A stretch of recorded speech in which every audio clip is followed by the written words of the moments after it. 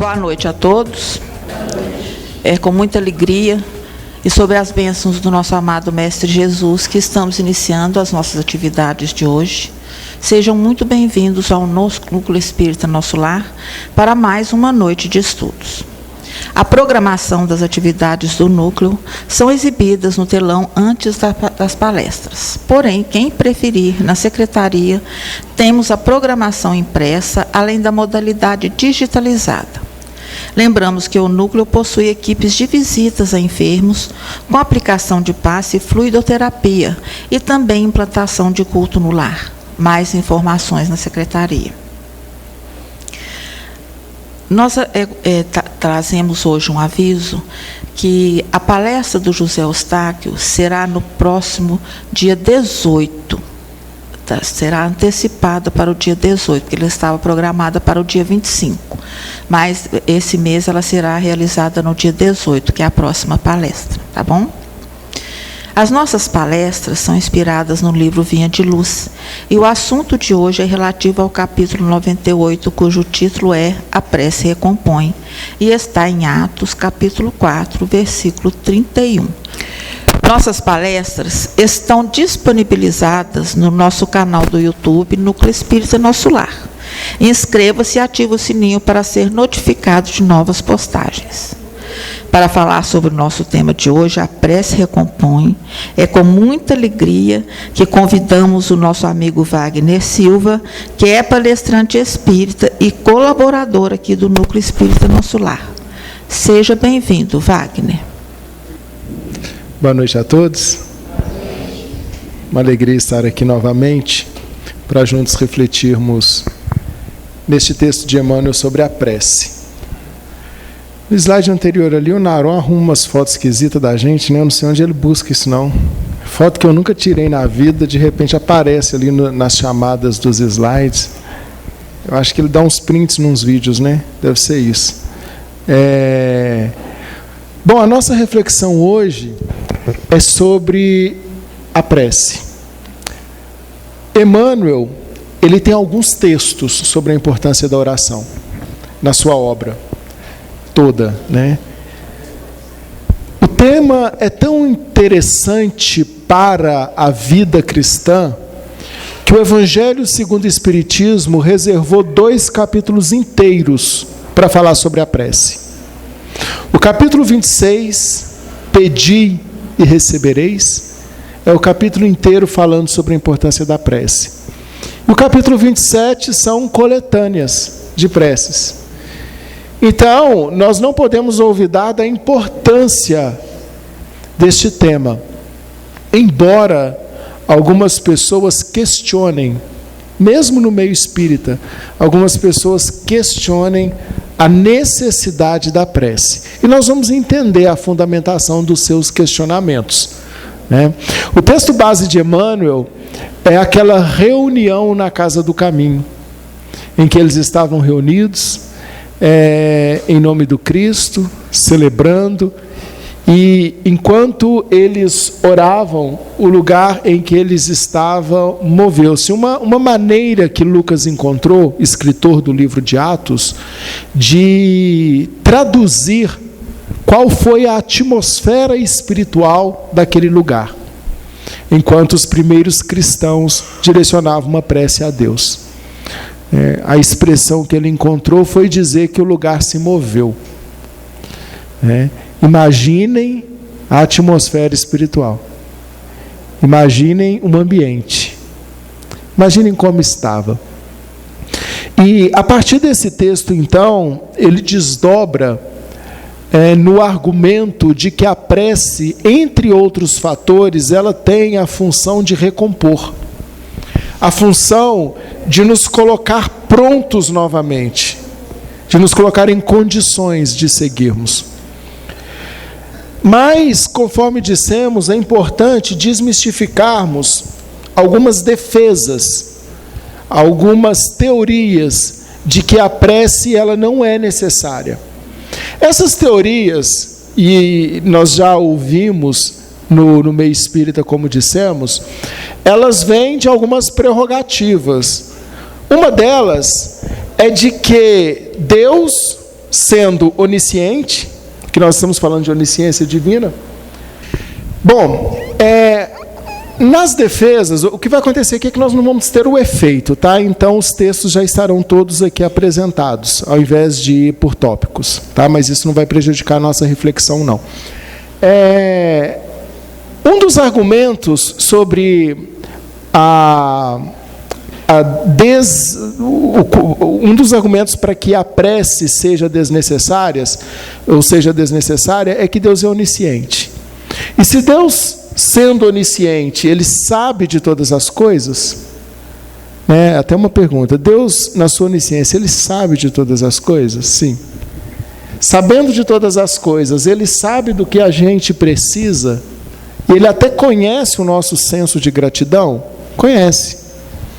E se Ele sabe do que a gente precisa e sabe o quanto nós somos gratos, Ele precisa nos ouvir a respeito disso? Deus é onisciente, Ele sabe o que eu preciso. Ele sabe o quão grato eu sou. Para que eu preciso rezar, fazer prece, orar? Para dizer para Ele do que eu preciso? Ou para agradecê-lo por algo que eu possuo? É que a prece não serve para contarmos nada para Deus. É um momento de introspecção para nós tomarmos ciência dos nossos próprios conflitos. No momento da prece, nós nos mergulhamos. No momento da prece, nós praticamos um exercício de introspecção e nós vamos tomando consciência do nosso estado de necessidade ou do nosso estado de gratidão. E isso redimensiona a nossa relação conosco mesmo, com os outros, com Deus. Porque sabendo onde estou, sabendo o que preciso, ou sabendo o que tenho, eu consigo me situar no local da gratidão, no local da quebra do orgulho, para às vezes pedir, no lugar de me lapidar e de trabalhar aquilo que eu preciso trabalhar em mim. Então a prece, ela nos torna conscientes daquilo que nós precisamos, ou do quão grato nós somos por alguma coisa. Mas existe ainda um segundo argumento de quem defende que a prece não seja importante. Esse argumento é da lei do progresso. E a gente pode desenvolvê-lo com o seguinte raciocínio. A nossa condição de provas e expiações, no mundo de provas e expiações, ela é uma condição fática. É fato que nós estamos em um mundo de provas e expiações, e é fato que dependemos de expiar falhas do passado e de superarmos provas para progredirmos, para crescermos. Então o raciocínio é: se a nossa condição de provas e expiações, ela é necessária para o nosso progresso? É a pergunta. Sim. E Deus, Ele quer o nosso progresso? Sim. Então, se Deus quer o nosso progresso e a prova e a expiação é necessária, Ele vai tirar a nossa prova e Ele vai tirar a nossa expiação, revogando essa lei do progresso? Mas Ele não quer que a gente progrida? Então, se Ele não vai tirar, adianta fazer prece para pedir que a condição mude? Eu estou passando por uma prova, eu tenho que passar por ela para progredir. Adianta orar para Deus e pedir para tirar minha prova?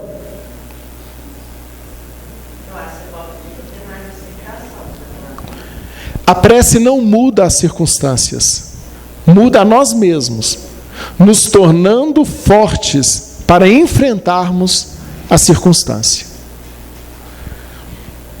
Uma passagem que eu gosto muito e sempre referencio é a peregrinação do povo no deserto. Clima de deserto, carência de água, carência de comida, escassez material de todas as espécies, pestes, pragas, mortandade.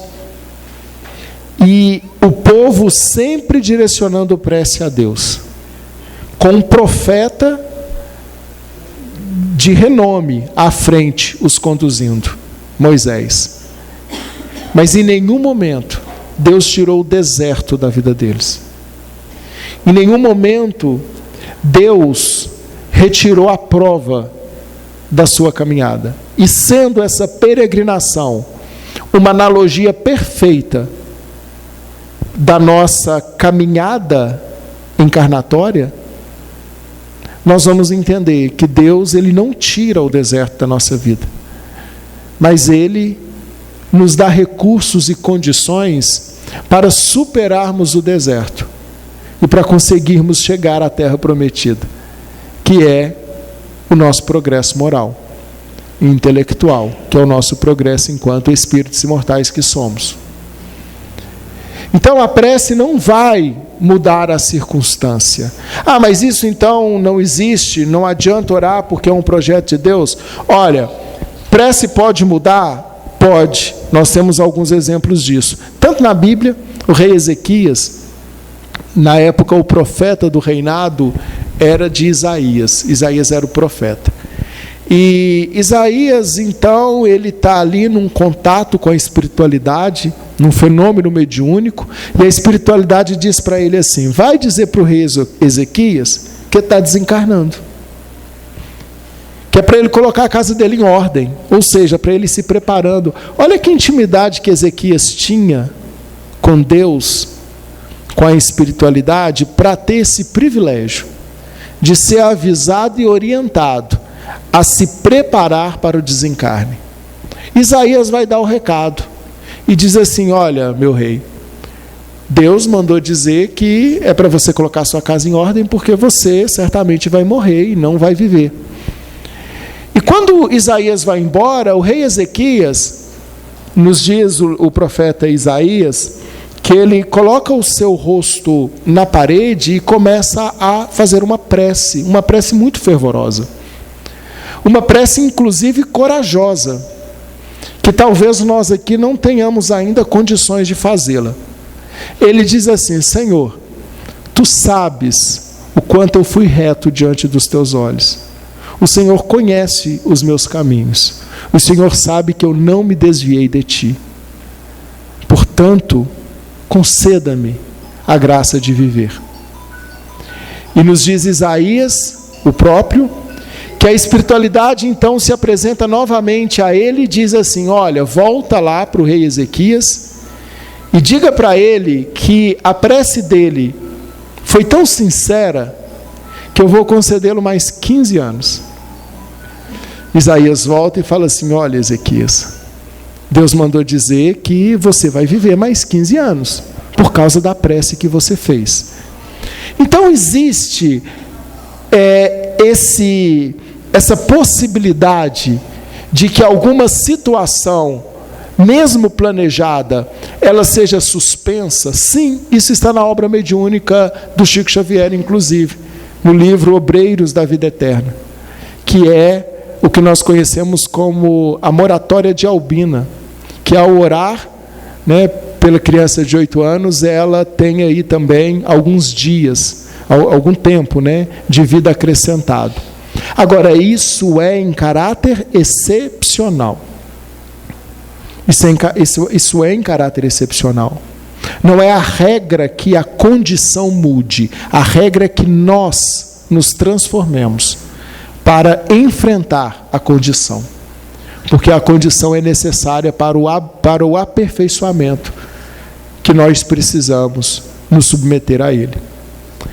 Então, neste sentido, muitos defendem que a prece ela não é necessária, atribuindo aí esses dois argumentos, tanto da onisciência divina quanto da imutabilidade, né? Ou imutabilidade das coisas e dos planejamentos divinos, né? Em relação a provas e expiações.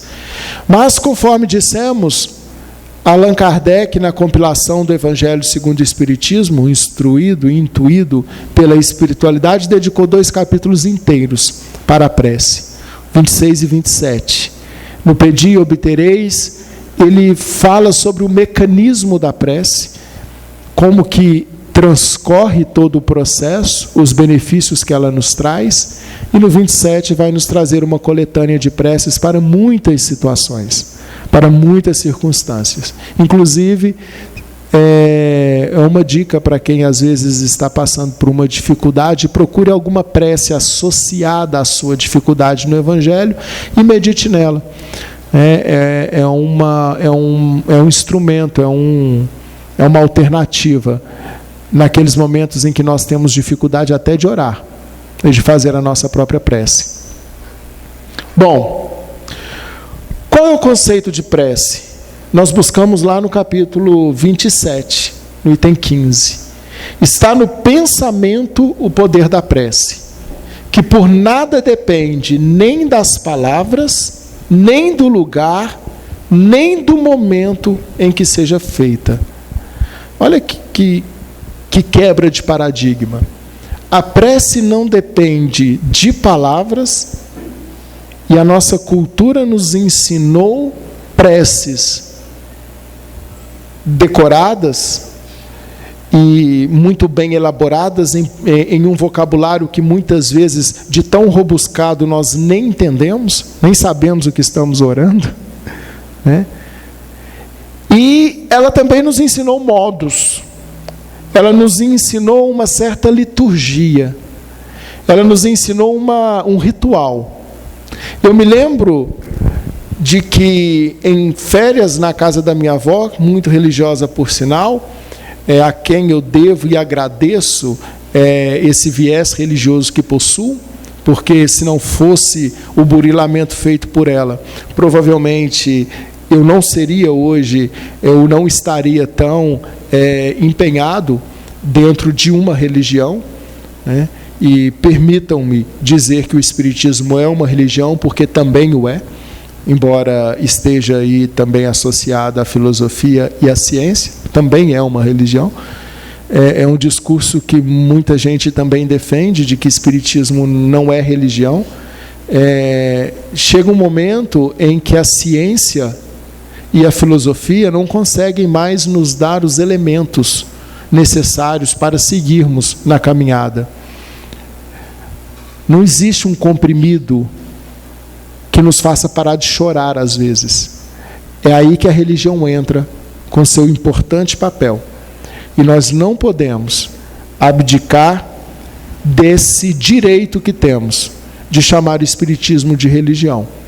Então, eu me lembro que a minha avó, ao me ensinar a fazer preces, e sempre as fazia ao me levantar, antes das refeições e ao deitar, às vezes, criança brinca muito, está cansada, e na hora de deitar não quer muito fazer prece, né? Ou quer fazer correndo. Eu até achei uma alternativa na época que ela não aceitou.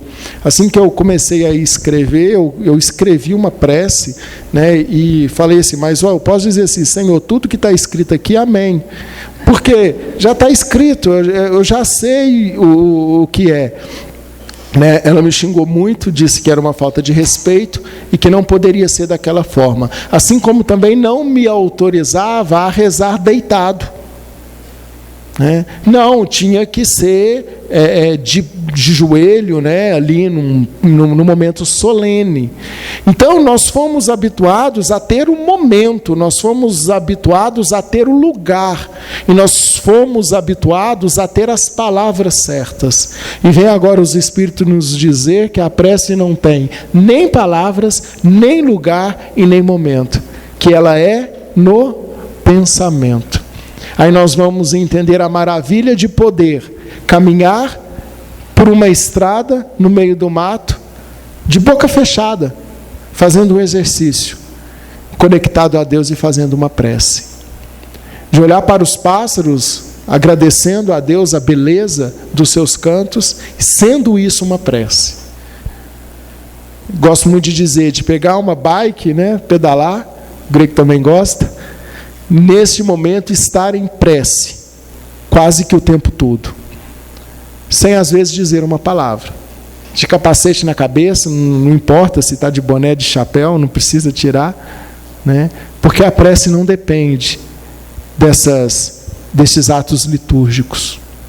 A prece, ela está o seu poder no pensamento. É a nossa conexão com a espiritualidade. E ela pode ser direcionada tanto para louvar a Deus sem nenhuma pretensão, louvor e adoração. Também agradecer por algo que nós recebemos. Nesses dois tópicos nós temos pouca experiência e temos mais experiência aqui, quando ela é direcionada a pedir. A prece pode ser relacionada a petições. Aqui nós temos muita experiência. Nós pedimos, ora para nós, maior parte das vezes, e algumas vezes para os outros. E é importante entendermos que quando fazemos a prece pelos outros, eles podem estar encarnados ou não, podem estar também desencarnados. Há uma testilha, uma luta entre duas instituições cristãs a respeito da prece pelos mortos. O catolicismo romano faz a prece pelos mortos, e o protestantismo e as igrejas relacionadas neopentecostais e pentecostais não fazem preces pelos mortos. Qual é a razão disso? A única referência bíblica que nós temos a respeito da prece pelos mortos está no livro de Macabeus, que é um livro apócrifo, que está no cânon da Igreja Católica, mas não foi incorporado à Bíblia protestante, considerando que ela tem 7 livros a menos. Então, por não haver uma referência bíblica para o protestantismo, não se faz prece pelos mortos. E por haver uma referência bíblica na Bíblia católica, faz-se prece pelos mortos. E nós espíritas não apenas estamos autorizados, como temos o dever de fazer prece por quem desencarnou, principalmente do nosso nível, no nosso nicho de relacionamento. Que nós não tenhamos dúvidas em relação a isso, já que há dúvida de algumas pessoas no meio espírita, inclusive, que já nos perguntaram, se pode orar pelos mortos. Não apenas podemos, como devemos.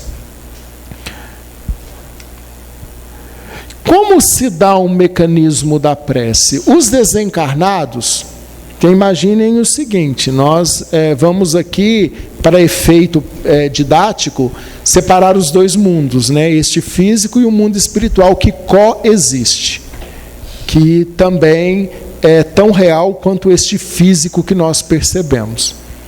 Do plano espiritual, os desencarnados, eles nos ouvem, eles nos inspiram e eles comunicam entre si. Qual é a linguagem no mundo espiritual? Pensamento. Espírito tem boca física? Tem corda vocal? Tem língua? Não. Então, como eles se comunicam? Pelo pensamento. Então, entre si, eles se comunicam pelo pensamento. Conosco, eles se comunicam por pensamento. E nós somos capazes de comunicarmos com eles pelo pensamento.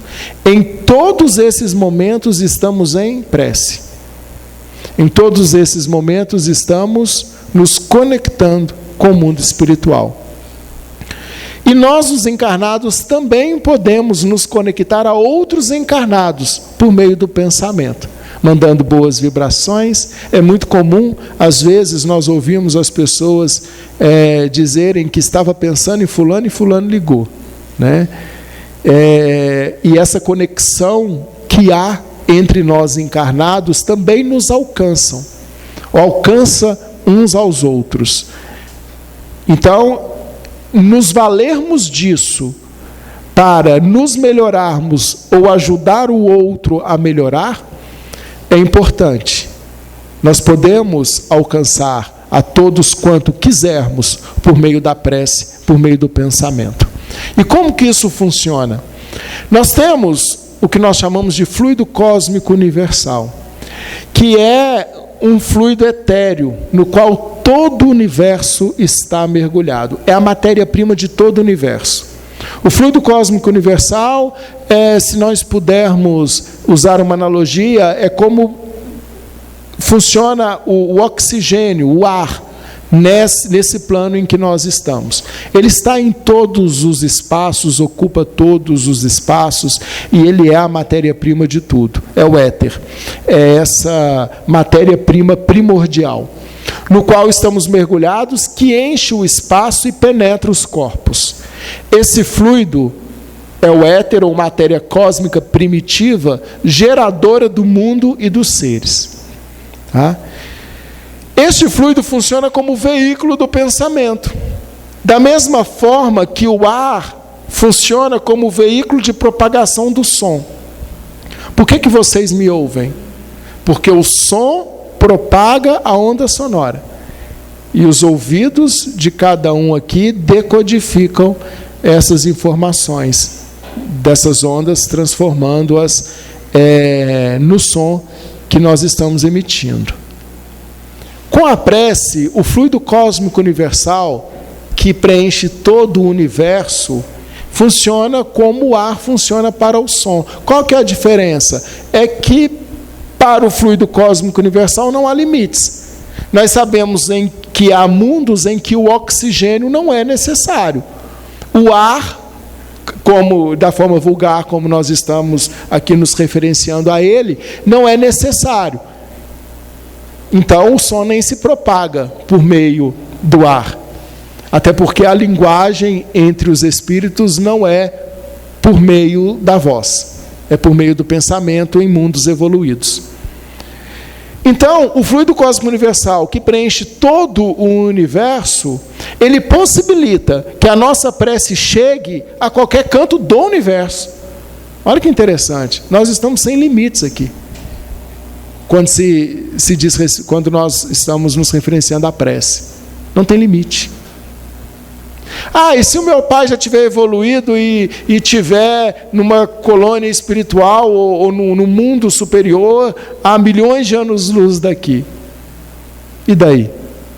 A prece aqui chega lá imediatamente, porque o veículo de transmissão é o fluido cósmico universal, que é o éter, a matéria primordial de tudo que existe no universo, em qualquer canto, em qualquer parte.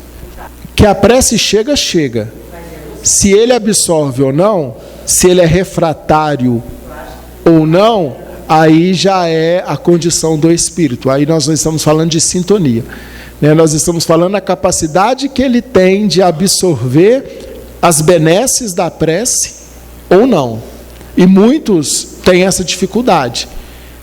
Mas água mole em pedra dura, tanto bate até que fura. Nós vamos ver no livro Céu e Inferno, nos casos relacionados a autoextermínio, alguns espíritos se apresentando nas reuniões mediúnicas, dizendo que as preces daqueles que ficaram em prol deles funcionavam como bálsamo nas feridas, e eram os únicos momentos em que eles tinham paz, era quando eles sentiam que alguém estava orando por eles.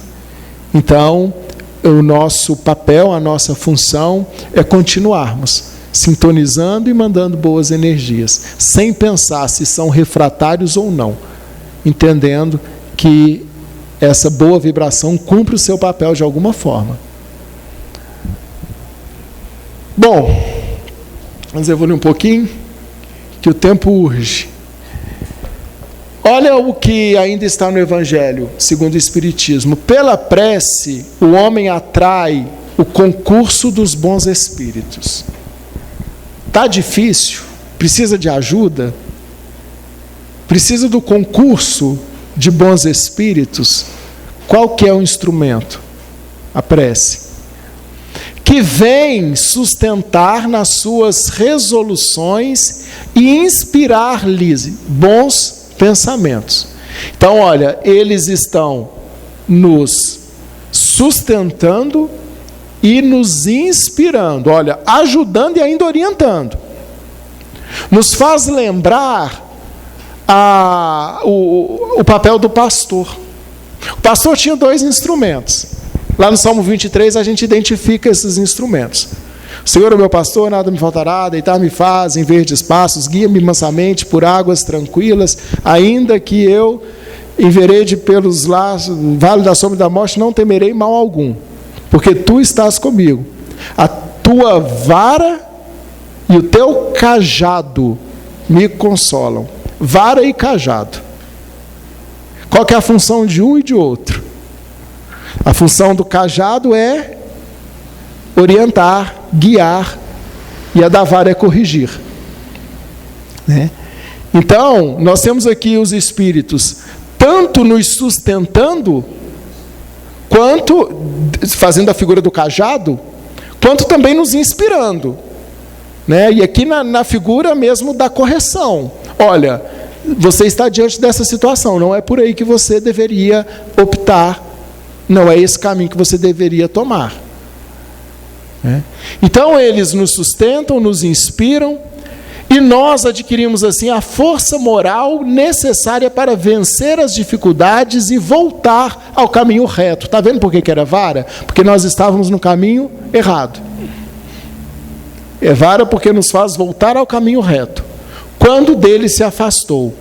E assim também podem desviar de si os males que atrairia pelas suas próprias faltas. Então a prece nos livra do mal? Sim, por quê? Porque pela prece nós somos intuídos a tomar as decisões certas, tomando as decisões certas, estamos de acordo com a lei divina, estando de acordo com a lei divina, nós não vamos sofrer naquele quinhão. Como nos diz o Livro dos Espíritos, a lei divina é a única necessária para a felicidade do homem. Um homem só é infeliz porque dela se afasta. Então, se eu sou inspirado, se eu sou sustentado, se eu sou ajudado a tomar as decisões certas, eu me esquivo de sofrer as consequências das decisões erradas. É nesse sentido que a prece, ela nos livra do mal. Não é fazendo a escolha errada, termos ali a eliminação do mal da nossa escolha, porque Deus, Ele não derroga as suas leis, e a lei de causa e efeito, ela vigora. Então nós vamos sim colher os efeitos de tudo aquilo que nós plantarmos, né? Vamos colher os frutos daquilo que plantarmos. E a prece vai nos auxiliar no sentido de nos orientar a não termos os efeitos negativos, fazendo as escolhas corretas. Tem o direito de queixar-se.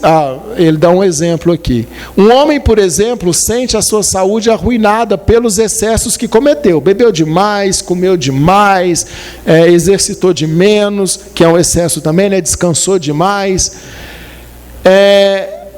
Então ele arrasta até o fim dos seus dias uma vida de sofrimento.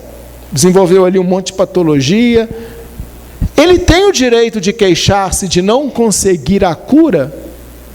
Adquiriu uma cirrose hepática, de tanto que bebeu. Orou, e a cirrose não foi embora. Ele pode queixar-se de não ter adquirido essa cura? Onde está o erro? Em que momento que o erro se operou?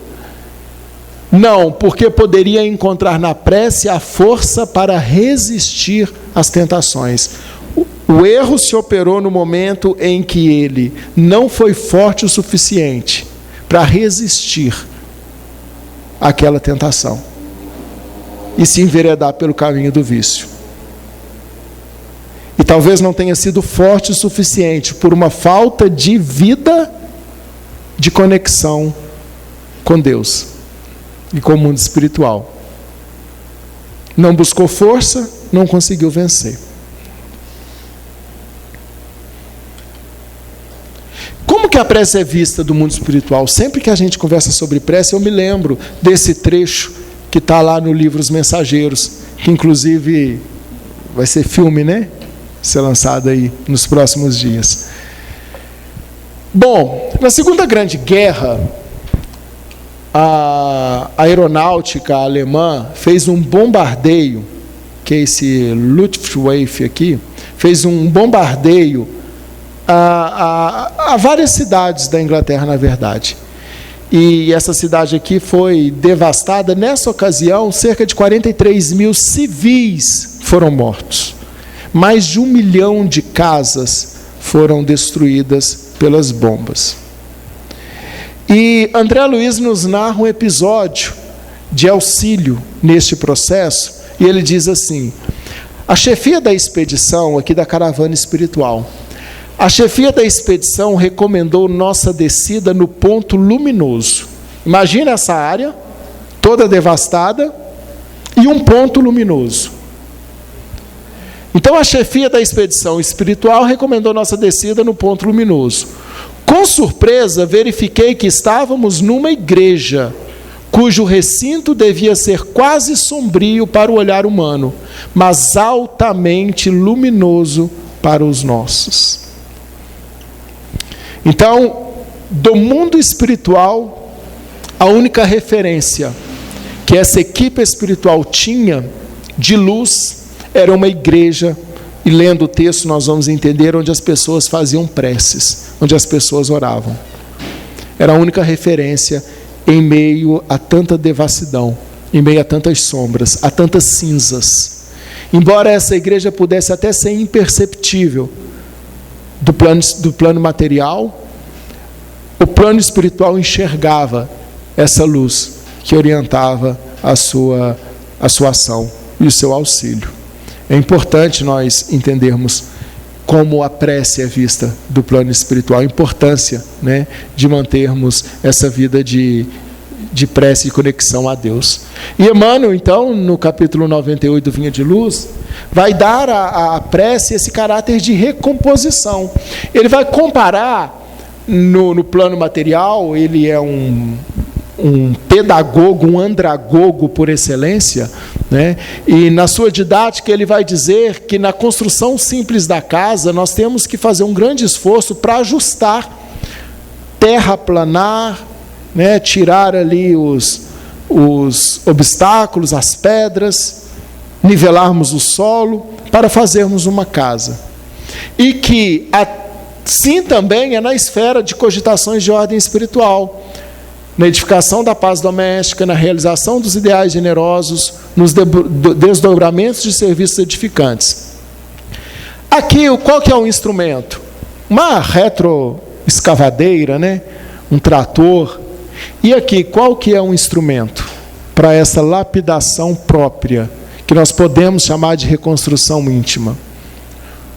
Ele responde: sem dúvida, a prece representa a indispensável alavanca renovadora, demovendo obstáculos no terreno duro da incompreensão. Então, neste processo de burilamento, o cinzel que nos esculpe, o cinzel que nos dá a forma que nós devemos ter, é a oração, é a prece, que nos conecta ao mundo espiritual, nos auxiliando a entender qual é o nosso propósito, qual que é o nosso sentido de vida, qual é o sentido da nossa vida e para onde nós caminhamos. Emmanuel continua: nem sempre a prece se caracteriza por sons articulados na conceituação verbal, mas invariavelmente é prodigioso poder espiritual, comunicando emoções e pensamentos, imagens e ideias. Eu coloquei em tópicos, embora ele traga em textos, para ficar mais didático. Desfazendo empecilhos, limpando estradas, reformando conceitos ou concepções e melhorando o quadro mental em que nos cabe cumprir a tarefa a que o Pai nos convoca. Então, olha, para que serve a prece? Para preparar o terreno, para nós fazermos aquilo que viemos fazer, para nós sermos aquilo pelo qual nós fomos criados para ser, espíritos puros. A prece é instrumento, é ferramenta, a prece é recurso para nós chegarmos onde temos que chegar. E se ainda não estamos habituados a lançar mão dela, façam experiência. Não precisa ser, conforme dissemos, naquele ritual. mas procuremos andar mais conectados com a espiritualidade, que nós vamos perceber o quão mais fácil vai se tornar a nossa jornada. Para nós encerrarmos, gostaria de encerrar com uma prece que está no livro Estrelas no Chão, no item 15, de Antero de Quental, psicografia de Chico Xavier. Inspirado, ele nos diz assim: sob o guante da treva, o homem gemia: Senhor, a carne é a minha sepultura. Por que a jornada tormentosa e escura em que sofro o rigor da ventania?